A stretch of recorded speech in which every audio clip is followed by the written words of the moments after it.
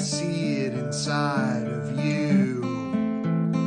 I've seen the wood, I've seen the nails, I've seen the good, I've seen the fails, I've seen the cross, I've seen the man, I've seen the you I know I am. Still all this time keeps passing by, and there's no question, we don't ask why.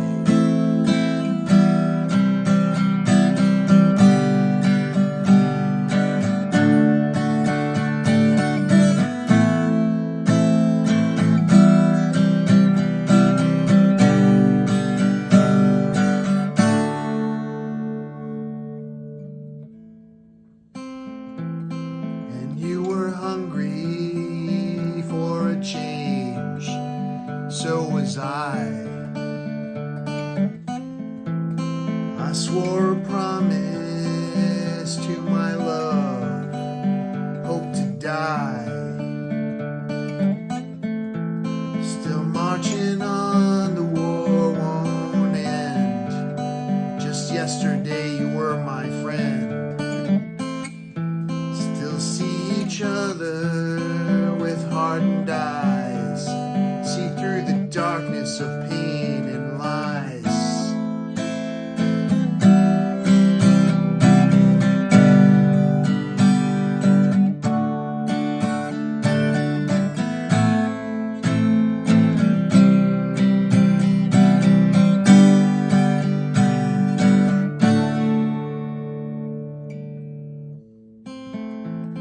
And you were hungry for a change, so was I. I swore a promise to my love, hope to die. Hey everybody, welcome back to my channel. It is February the 3rd, 2024, and that song is called Hope to Die. And when I wrote it initially, way back when, I wrote it with literally the thought in mind that hope itself is on the precipice of dying. And I meant that in a way because I've had so much difficulty having conversations with people recently where the conversation can oftentimes turn into a what seems like an argument. Although I'm not arguing, I'm not raising my voice, I'm not using bigoted words, I'm not trying to shut down the conversation. I'm still asking questions.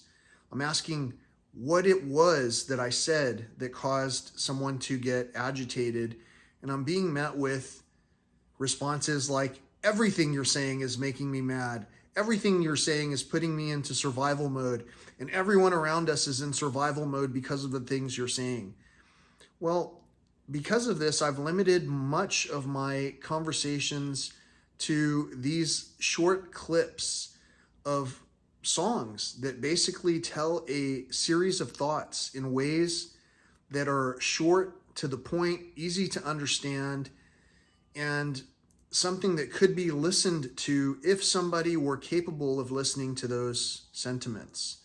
So I'm going to read you the song that I just sang to you so that you can understand perhaps the words that I've saying, what I'm touching on in terms of subjects, and then you can jump to your own conclusion as far as what it is that might be upsetting or seemingly upsetting to many people.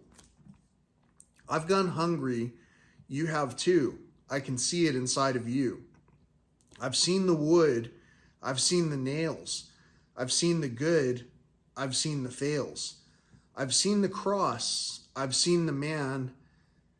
I've seen the you I know I am. Still, all this time keeps passing by, and there's no question. We don't ask why. In that very first set of thoughts, you hear me discussing something that has to do with a cross, wood, nails, a man, and seeing the you who I know that I am. In other words, seeing the common ground that we have. And I also touch on the subject that still all this time keeps passing by, and there's no question we don't ask why. Why are we not asking questions like, what is it, for an example, that's making us so upset that we can't stand to hear a conversation with somebody else? Is it because we touched on a subject that has to do with the crucifixion story? Is it because we've touched on a subject that has to do with, well, maybe I'm just a terrible presenter or a terrible singer or a terrible person? I don't know. That's why I'm asking the questions. I'm asking the questions, and I'm also limiting these posts to where maybe you have to backtrack a little bit to post some appropriate comments. If you really want to have a conversation with me, the best way is try to respond in the format that's been presented. There are several people here in this viewing who are watching this right now to whom I've sent letters, postcards, envelopes with all kinds of items and things that you would think would garner some type of response. I've made songs for people. I've done all kinds of interesting things to have a conversation with somebody. I've tried to find common ground in as many places as I can. And for whatever reason, the conversations become very stagnant, and we can only talk about certain things with limited-minded people. And because I don't want to spin my wheels constantly and waste a lot of time, I've tried to move the conversations a little bit forward. And the next sentiment in this song says, "You were hungry for a change, so was I. I swore a promise to my love, hope to die. Still marching on, the war won't end. Just yesterday you were my friend. Still see each other with hardened eyes, see through the darkness of pain and lies." So in a lot of cases, I'm not the one who's excluding us as not being friends any longer, who's saying that we're no longer friends. I fully engage with our friendship. And by that, what I mean is I'm trying to present how I feel from the I feel perspective. And in return, some of us are still looking at one another with hardened eyes. Hardened eyes are different. Hardened eyes are something where you look at someone with a little bit of disdain and a little bit of contradiction is probably a good way. If you don't like someone, generally you're going to do everything you can to go out of your way to not align with whatever the other person is in favor of. I'm in favor of all of the things that we have commonalities on, and I'm open to hearing about all of the different solutions and possibilities that I might not have considered myself. The thing is that until we have a conversation that is able to present that awareness either to myself or to someone else with whom I'm having difficulties communicating, we're simply going to have constant trouble communicating.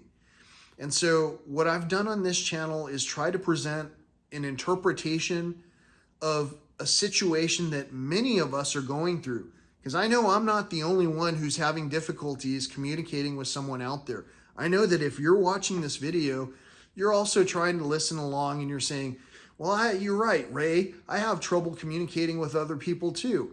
And if you're saying, Ray, I have trouble communicating with you, maybe you might want to use your I feel sentiment.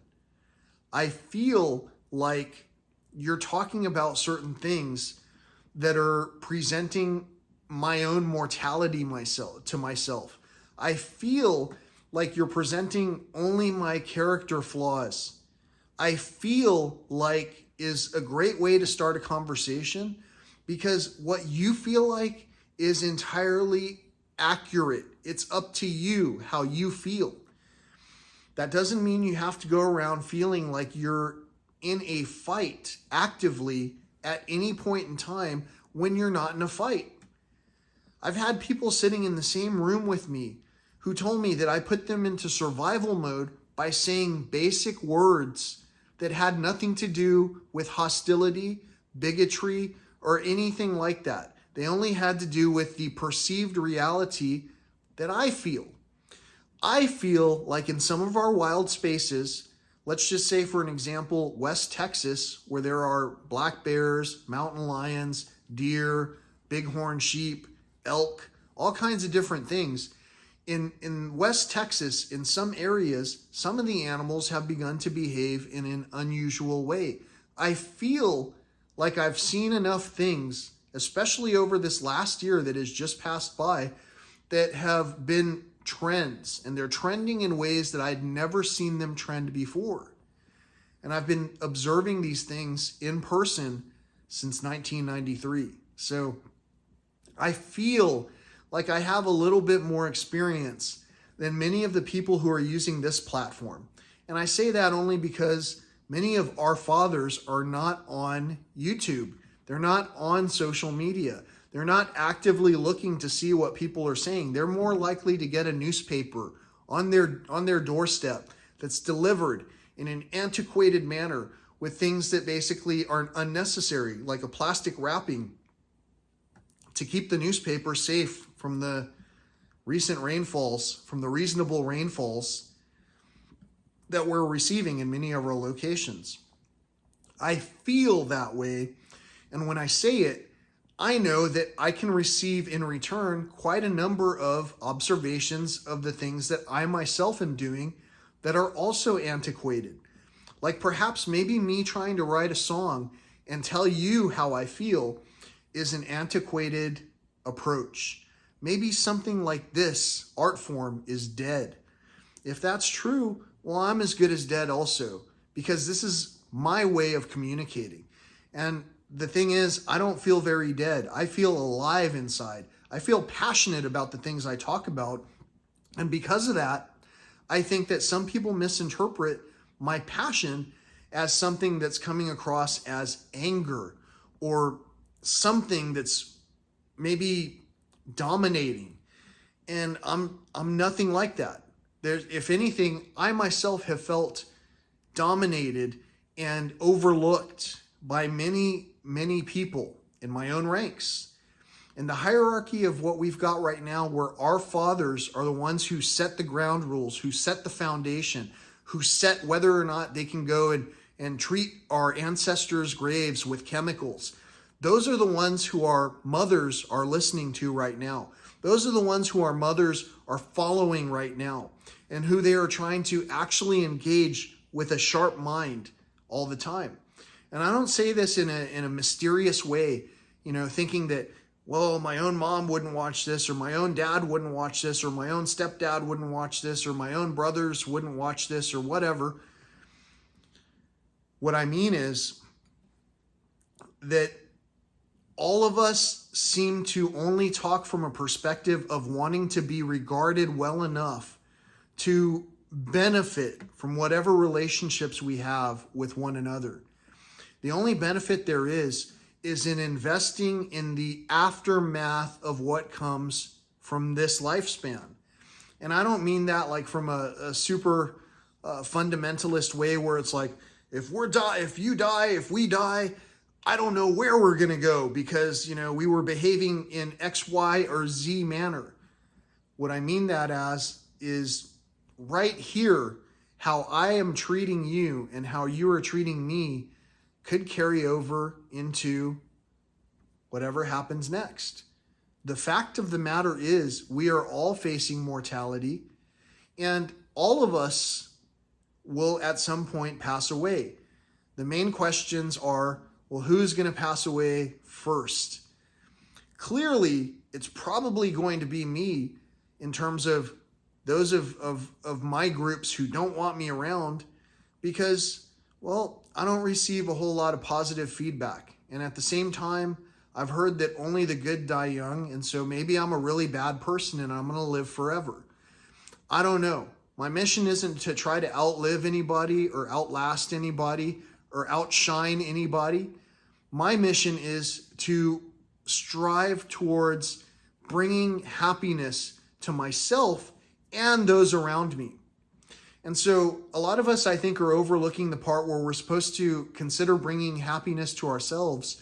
And so we continue to do the thing that we're supposed to engage in to garner whatever rewards we're getting materialistically. And we sometimes overlook what we're doing to invest in one another. A few weeks ago, someone I know, one of my great friends, who might not even know they're my great friend, they asked me for money that I don't have to give. I told them that I found a guitar in the garbage can not long ago. I restored it, and that if I sold it, I might be able to get some money. And today was the neighborhood garage sale, and I didn't sell that guitar. I did sell a piece of furniture that's no longer being used, but it's unrelated. And on an unrelated note, that money is something that I'm using basically to cover my own basic expenses. And so I'm trying to do what I can. I'm restoring what's being presented to me in the circumstances that I'm being presented with. And I'm trying to multitask in a way where I'm having these conversations that hopefully will be heard by the person or persons who this is intended for, frankly. And maybe they'll understand that when any of us are struggling, that's how far we all can get. We're only as strong as our weakest link. And if there's someone out there who's just sitting there, not even trying, not even asking questions, not even attempting to have a conversation, not even attempting to respond to the correspondence that was sent to them, well, we have kind of a one-sided type of progress. And so the only thing I can do is let all of that roll off my back, because that's not my burden. I have my own cross to carry. Some people carried a cross that was not their weight, not their own cross to bear. And what I mean by that is, if the story is true, in this story about a cross, wood, nails, and someone who was crucified in the past, based on the religious concepts that are foundations of this nation, it seems like, if that's true, then basically somebody bore the weight of a lot of other people. And it wasn't considerate. It wasn't right. But it's what had to happen in order for somebody to finally see what was going on. I see that we're going to war all the time in all of the nations. Every day the headlines are putting a little bit more and a little bit more and a little bit more agitation into the mix.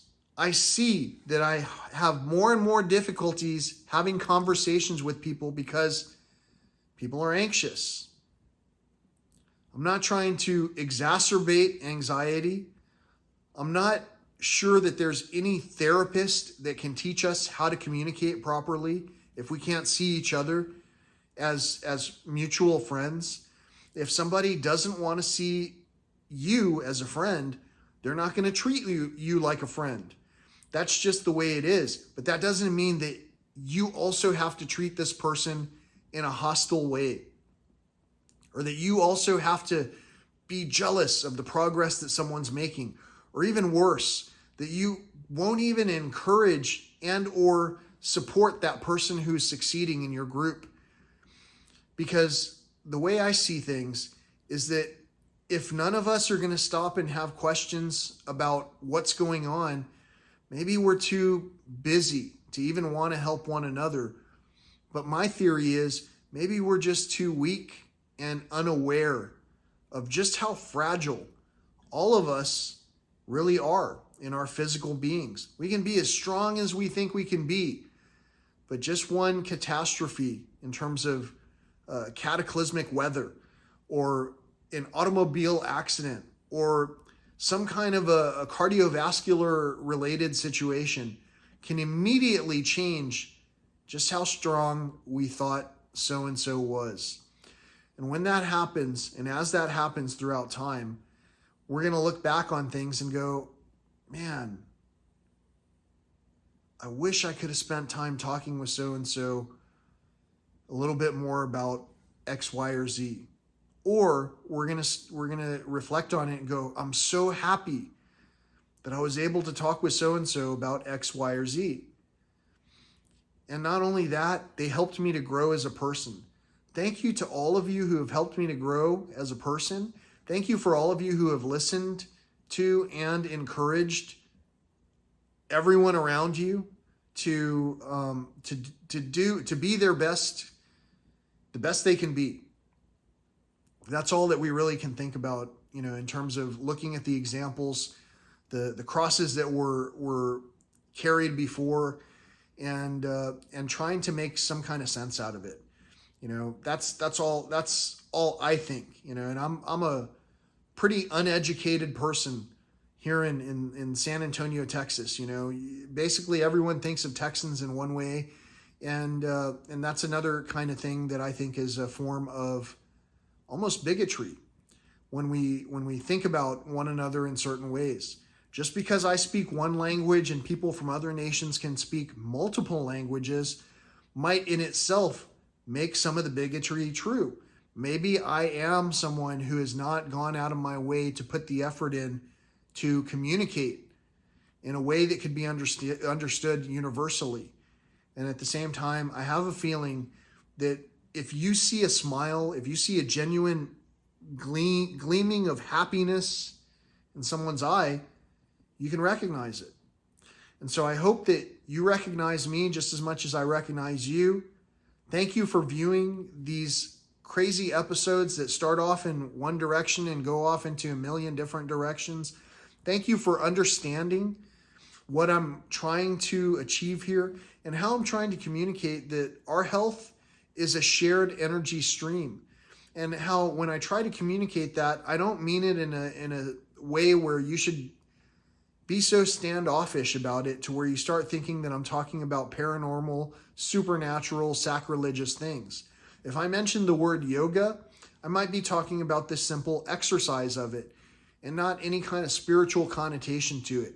If I say the word Satan, I might be talking about the spiritual connotation of something like that, and I might not even mean the word as innocently as you might just hear it generally in daily life. In other words, some of the things that we get mad at might not be as important. It might cause a distraction from the real deceiver. And I hope that you don't see me as a deceiver. I don't see you as a deceiver. I see you as someone who's helping me to become enlightened, even if your response to me is unreal. Anyway, I hope you have a great day. Until next time, peace, love, and all that old school stuff.